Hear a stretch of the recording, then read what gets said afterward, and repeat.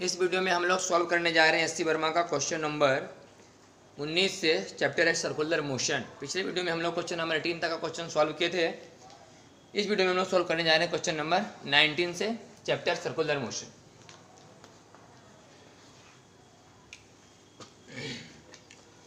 लिखा है motorcycle has to move with a constant speed. एक मोटरसाइकिल कांस्टेंट स्पीड से जा रहा है। सबसे पहले इस क्वेश्चन का मेन पॉइंट यही है कि एक पार्टिकल एक मोटरसाइकिल कांस्टेंट स्पीड से जा रहा है, मैंने अपना चाल बदल नहीं रहा है। क्वेश्चन का मेन पॉइंट ही यही है। On an over bridge which is in the form of a circular arc of radius R. एक सर्कुलर आर्क है ओवर ब्रिज, एक वृत्ताकार चाप के जैसा सर्कुलर आर्क की तरह, जिसका रेडियस आर है।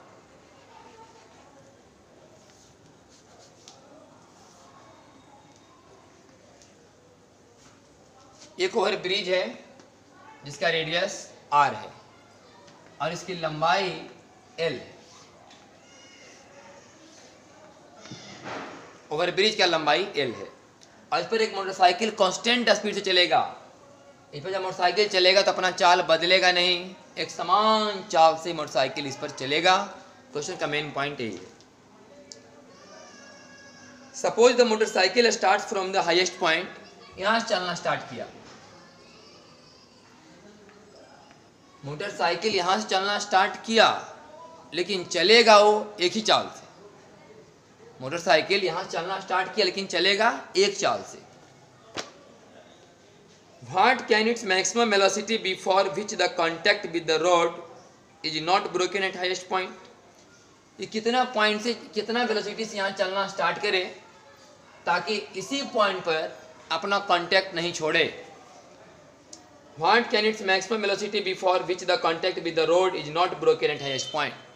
कितना स्पीड से चले ताकि यहाँ पर अपना कांटेक्ट नहीं छोड़े। मान लिया जाए कि v स्पीड से चले, जब v स्पीड से चलेगा तो बाहर एक फोर्स लगेगा। इस क्वेश्चन को हम यहाँ दिखा रहे हैं कि बाहर एक फोर्स लगेगा इस पर mv²/r। नीचे इसका वेट होगा एक mg और नॉर्मल रिएक्शन है। ये कहानी हाईएस्ट पॉइंट का है। अगर यहां कांटेक्ट मान लें कि छोड़ने वाला है, ऐसा समझ के बनाइए आप, तो n बराबर 0 होगा और n बराबर अगर 0 है तो mv²/r का मान mg होगा। तो mv²/r बराबर mg, तो v बराबर आएगा √r। माने √rg अगर वेलोसिटी होगा मैक्सिमम, तभी कांटेक्ट छोड़ने वाला है। मैंने √rg से ज्यादा नहीं होना चाहिए, नहीं तो छोड़ देगा कांटेक्ट। मैंने मैक्सिमम वेलोसिटी √rg ही होना चाहिए। पहला सवाल का आंसर मिल गया कि हाईएस्ट पॉइंट पे कितना वेलोसिटी होना चाहिए ताकि अपना कांटेक्ट नहीं छोड़े, √rg। अब सवाल कहता है कि if the motorcycle goes at a speed, इतना होना चाहिए कांटेक्ट नहीं छोड़ने के लिए, लेकिन इतना से ही चला नहीं आगे। क्वेश्चन में लिखा हुआ है कि चलेगा एक ही स्पीड से, एक ही चाल से चलेगा, लेकिन इतना चाल से ही नहीं चला। क्वेश्चन कहता है कि चला कितना चाल से। If the motorcycle goes at a speed 1/√2 times the maximum found in part A. ये चला मैक्सिमम वेलोसिटी का 1/√2 गुना, मतलब rg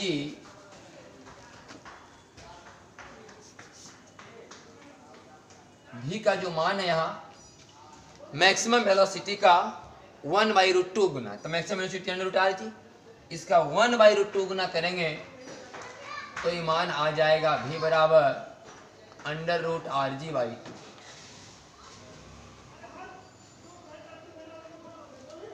इतना स्पीड से ही चल रहा है पूरे सर्कुलर पाथ पर, इतना स्पीड से पूरे सर्कुलर पाथ पर चल रहा है।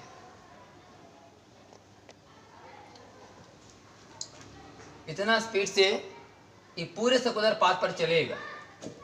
क्वेश्चन में लिखा हुआ है बात कि एक समान स्पीड से ही चलेगा। तो बताओ कि अगर ये √rg/2 स्पीड से यहां से चलना शुरू किया तो कहां पर जाते जाते अपना कांटेक्ट को छोड़ देगा। सवाल है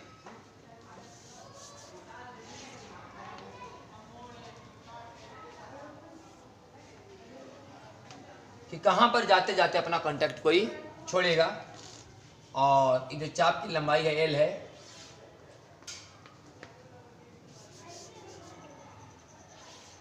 पूरा चाप की लंबाई L है।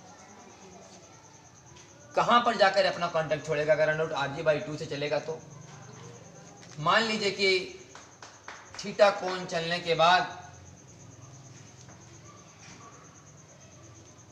यहां पर आते आते अपना कांटेक्ट छोड़ दिया, तो यहां भी वेलोसिटी कितना है? अंडर रूट RG/2 ही है, यहां ही रहा है अंडर रूट RG/2 से। क्वेश्चन का मेन हेडिंग है कि एक समान स्पीड से आ रहा है, तो ये अंडर रूट RG/2 यहाँ वेलोसिटी है यहाँ भी, लेकिन यहाँ पर अपना कांटेक्ट ही छोड़ने वाला है।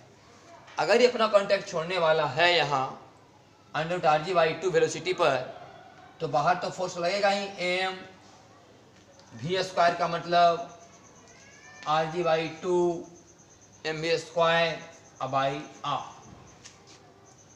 और नॉर्मल रिएक्शन n, नीचे एक mg, यहाँ कोण एक थीटा, mg टूटेगा, इधर mg cos थीटा, इधर mg sin थीटा, उससे का कोई रोल नहीं है, इसे दिखा नहीं रहे। तो यहाँ कांटेक्ट छोड़ने वाला है, तो n बराबर फिर 0, n बराबर 0 का मतलब mg/2 बराबर mg cos थीटा, मतलब mg/2 बराबर mg cos theta, mg cancel, cos theta बराबर 1/2, थीटा बराबर 60 डिग्री, 60 डिग्री का मतलब π/3। π/3 कोण यहाँ बनने के बाद ये अपना कांटेक्ट छोड़ देगा, यदि अगर यहाँ से मैक्सिमम स्पीड का 1/√2 टाइम्स अगर ये चलना यहाँ से शुरू करे तो चलते चलते यहाँ तक सही सलामत आएगा, लेकिन यहाँ पर आते आते अपना कांटेक्ट को छोड़ने वाला है। तो कितना चलाई ये निकालना है, कितना चला, तो यहाँ कोण हो गया π/3, तो चाप की लंबाई कैसे निकलेगा? चाप की लंबाई बराबर त्रिज्या गुने केंद्र पर बनाया गया कोण, केंद्र बनने वाला कोण कितना है? π/3, तो यहाँ पर आंसर होगा r π/3, यहाँ से यहाँ दूरी होगा r π/3, r गुने π/3 दूरी चलने के बाद अपना कांटेक्ट को छोड़ देगा। दूसरा सवाल हो गया। तीसरा सवाल है कि कितना what maximum uniform speed can it maintain on the bridge if it does not lose contact anywhere on the bridge? कितना मैक्सिमम स्पीड से ही चले, जैसे कि अंडर रूट RG/2 से चलना शुरू किया तो यहाँ पर आते अपना कांटेक्ट तो छोड़ दिया, अंडर रूट RG/2 से चलना शुरू किया था यहाँ से, तो π/3 कोण बनाते बनाते अपना कांटेक्ट छोड़ दिया। सवाल है कितना मैक्सिमम स्पीड से चले ताकि यहाँ से यहाँ तक में कहीं कांटेक्ट नहीं छोड़े। तो हमें बात तय करेंगे कि अगर यहाँ से यहाँ तक आते आते कहीं कांटेक्ट नहीं छोड़ना है, इतना चाल से यहाँ से चलना चाहिए, इतना ही चाल से यहाँ से चले ताकि कहीं कांटेक्ट नहीं छोड़े। इसका मतलब सबसे खतरनाक पॉइंट यहाँ है, अगर यहाँ कांटेक्ट नहीं छोड़ा होगा तो पीछे तो और नहीं छोड़ा होगा। जैसे कि अंडर रूट RG/2 से चला था तो यहाँ कांटेक्ट थोड़े छोड़ा, जैसे से आगे बढ़ रहा है वहाँ कांटेक्ट छोड़ रहा है, तो थोड़ा सा और चाल अगर कम कर लेंगे अंडर रूट RG/2 को तो यहाँ कांटेक्ट छोड़ेगा, थोड़ा सा और कम कर लेंगे तो हो सकता है यहाँ के कांटेक्ट छोड़े। वही आंसर होगा कि उस चाल पर अगर चलेगा तो यहाँ से यहाँ तक में कहीं कांटेक्ट नहीं छोड़ेगा। मतलब अगर कहीं कांटेक्ट नहीं छोड़ना है, ऐसा चाल निकालना है इसके चलने का, इसका मतलब यहाँ पर क्वेश्चन को सॉल्व किया जाएगा। तो हम क्वेश्चन को यहाँ सॉल्व कर रहे हैं। तो मान लीजिए कि ई कोण यहाँ से यहाँ तक अल्फा है, ई कोण यहाँ से यहाँ तक अल्फा है, और यहाँ वेलोसिटी मान लीजिए कि v' है।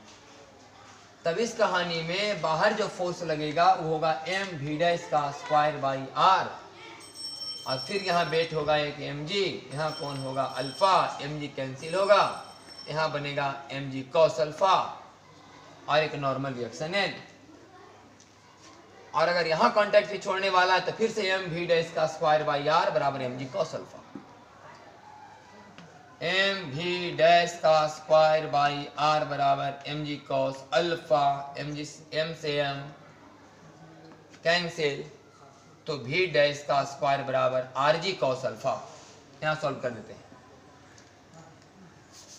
v' बराबर rg cos अल्फा, v' बराबर rg cos अल्फा, तो v डैश बराबर आर जी कॉस अल्फा का रूट। अल्फा का मान निकाल सकते हैं आप।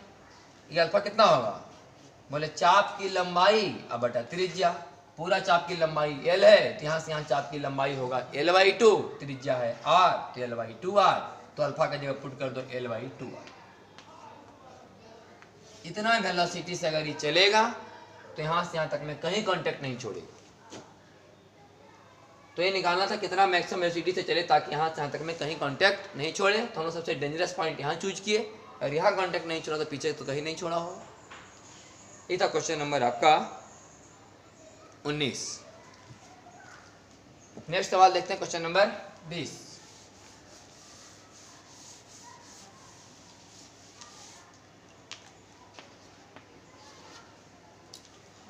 लिखो, एक car goes on a horizontal circular road of radius are.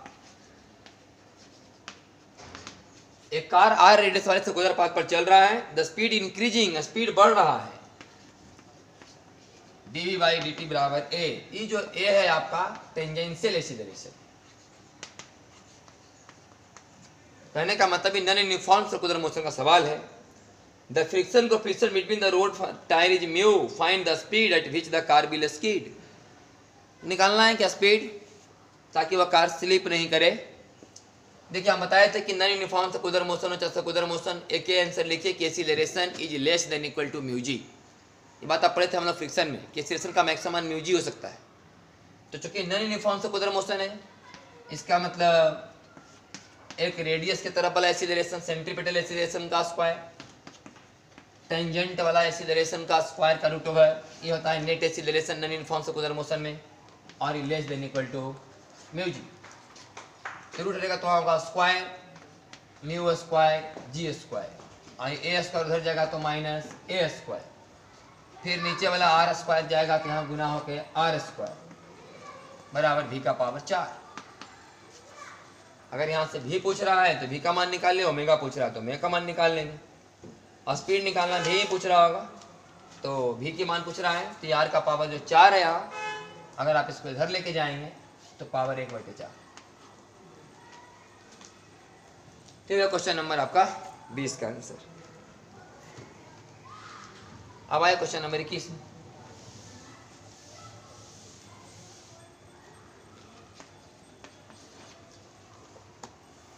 A block of mass m is kept on a horizontal ruler.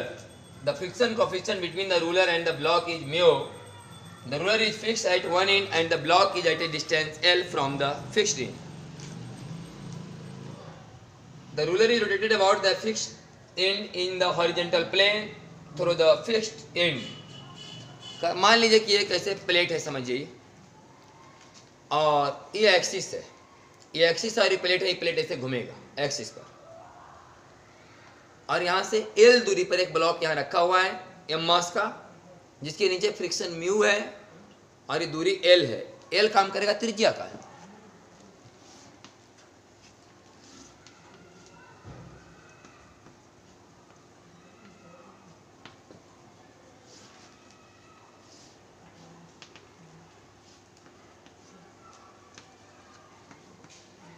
ऐसे और इसे घुमाया जा रहा है। A block of mass m is kept on a horizontal ruler. The friction coefficient between the ruler and the block is mu. The ruler is fixed at one end and the block is at a distance L from the fixed end.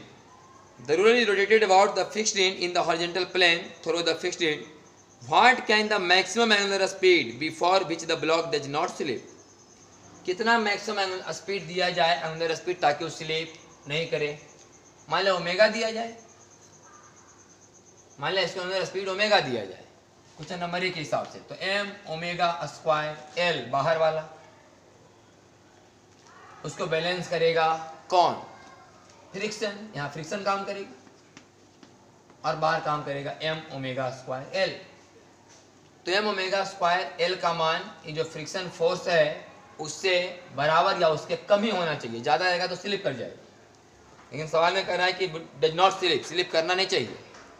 मतलब m omega square L का मान कम होना चाहिए या बराबर होना चाहिए friction से। तो m omega square L less than equal to mu n, इस केस में होगा n बराबर mg। प्लेट पर रखा हुआ m किलोग्राम का ब्लॉक है, यहाँ प्लेट पर वजन काम करता होगा mg और नॉर्मल रिएक्शन n, m से m कैंसिल, ओमेगा का मान यहाँ से आ जाएगा less than equal to mu g by L का रूट। इतना ओमेगा का मान होना चाहिए ताकि स्लिप नहीं करेगा। ये question number 21, under root mu g by L, under root mu g by L. अब बी में लिखा है the angular speed of the roller is uniformly increase from zero eight an angular acceleration alpha. ये तो निकला uniform circular motion के हिसाब से कितना ओमेगा से घुमाया जाए, करा ऐसे नहीं, इसको एक्सीलरेशन दिया गया है शुरुआत में, शुरू में इसको एक्सीलरेशन दिया गया है। अभी क्या यूनिफॉर्म सर्कुलर मोशन का सवाल है, कितना ओमेगा से घुमाया जाए। अब करना है, इसको अल्फा दिया गया है, लिखा हुआ सवाल में कि if the angular speed of the roller is uniformly increased from zero at an angular acceleration alpha। अब बताओ कि at what angular speed will the block slip। अगर ये नॉन यूनिफॉर्म सर्कुलर मोशन में तब फिर ओमेगा का मान बताओ कि क्या होगा। तो बताया कि यूनिफॉर्म सर्कुलर मोशन हो चाहे नॉन यूनिफॉर्म सर्कुलर मोशन। आप आते हैं वही बात पर, देखिए अभी क्या बात पर आए आप, इसको थोड़ा देखिए। आप आए ना omega square L less than equal to mu g. Omega square l क्या, acceleration, acceleration is less than equal to mu g. फिर वहीं पर आए हैं तो आप लिखिए omega is less than equal to mu g by L का रूट। फिर वही काम कीजिए नॉन यूनिफॉर्म सर्कुलर मोशन में भी, लिखिए acceleration is less than equal to mu g, मतलब वी स्क्वायर बाई आर का whole square plus tangential acceleration alpha r का होल स्क्वायर। क्योंकि टेंजेंशियल एक्सीलरेशन ए नहीं दिया क्वेश्चन में, अल्फा का जिक्र किया हुआ सवाल में, क्योंकि अल्फा है एंगुलर एक्सीलरेशन तो टेंजेंशियल का फॉर्म होता है अल्फा यार। तो सेंट्रीपिटल एक्सीलरेशन, एक टेंजेंशियल एक्सीलरेशन, तो नेट एक्सीलरेशन और less than equal to mu g. तो यहाँ से जब ही हटेगा रूट यहाँ जाके स्क्वायर होगा, तो भी का पावर 4 अब बटे आर का square plus alpha square R square less than equal to mu square g square. और म्यू स्क्वायर जी स्क्वायर में घटेगा minus alpha square R square, तो यहां से खत्म। अब फिर गुना होगा जाके एगो आर स्क्वायर।